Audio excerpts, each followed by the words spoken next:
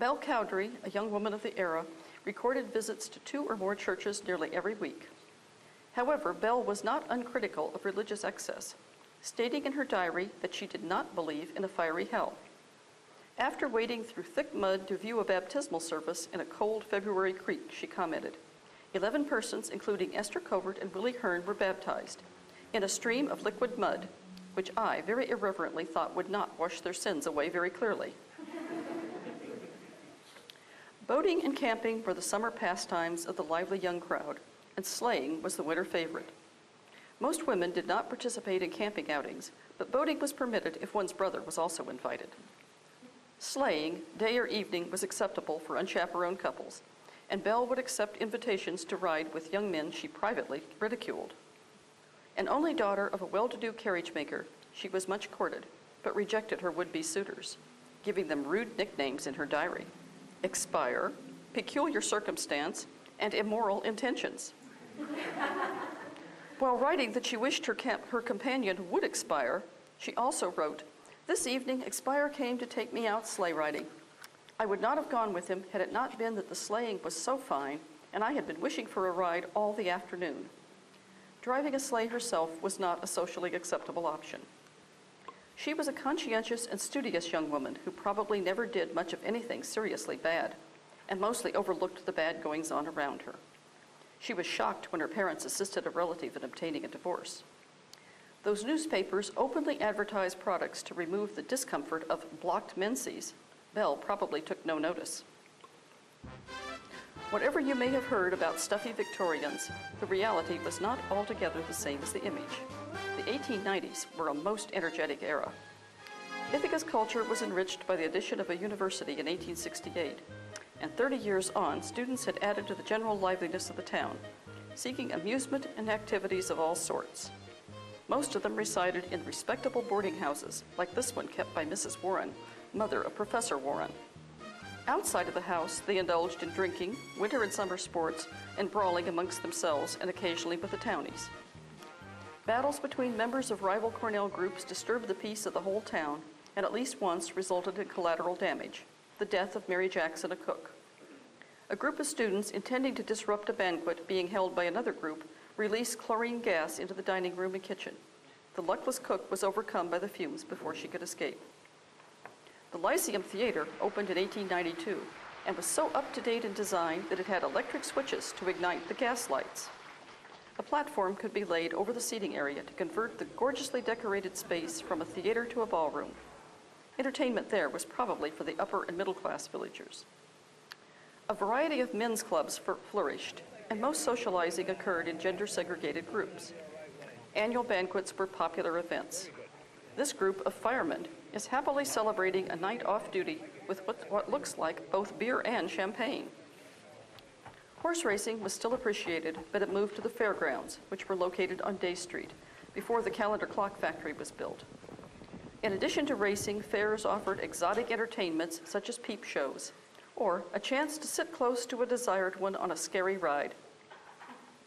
The move to a factory labor system with a regulated work week changed many things about society.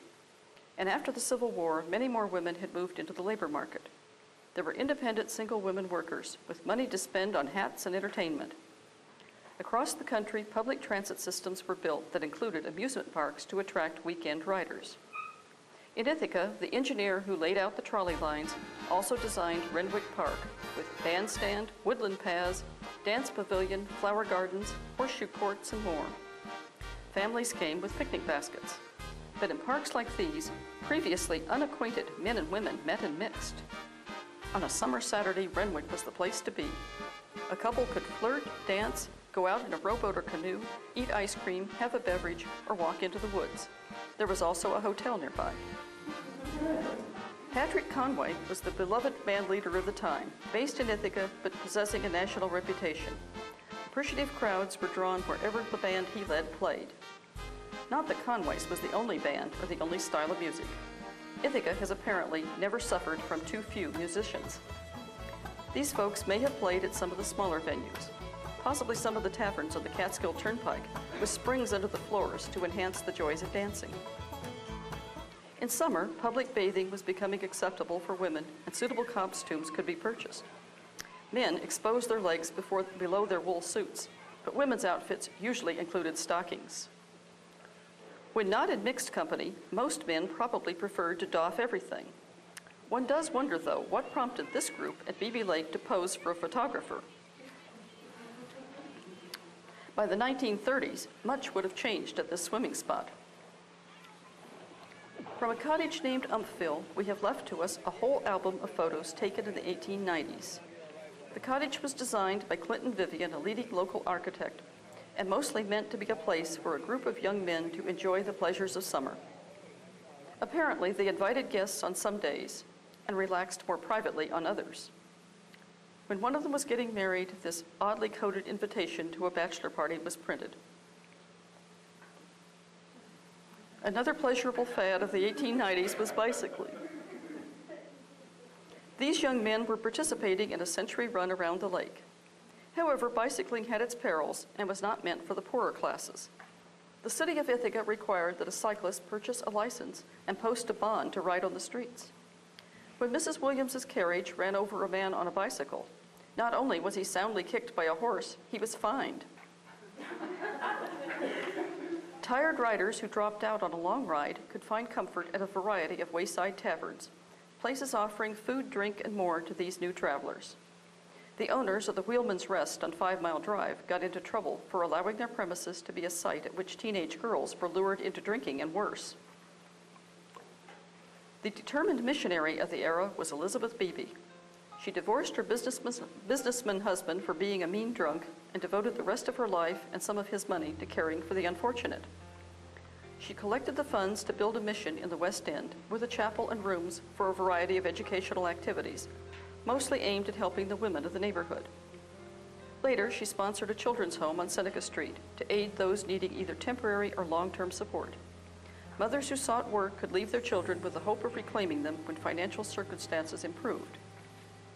Her target population was the group of people known as the squatters and later as the Rhiners. These folks lived in pieced-together buildings on swampy land no one else wanted near the inlet and the railroad tracks. The men among them lived by fur trapping, fishing, occasional and seasonal day labor, and by running gambling games and making whiskey. They had frequent collisions with those who would enforce the new fish and game laws and other regulations.